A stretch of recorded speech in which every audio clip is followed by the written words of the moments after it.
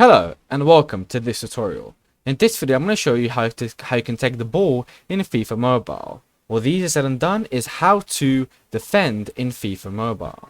So you're going to find a game. So let's go into the live event section and let's continue with the UCL.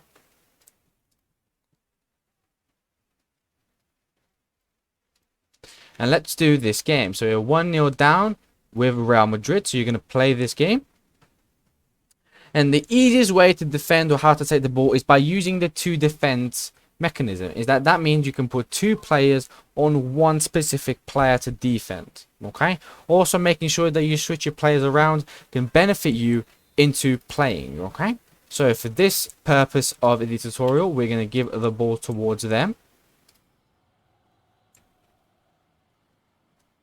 And by using the second defend mechanism, you can see that I'm having two players towards one. The yellow is automated and the blue is me.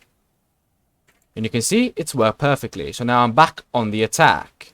Thank you so much for watching. If you enjoyed, please like and subscribe, and I'll see you soon.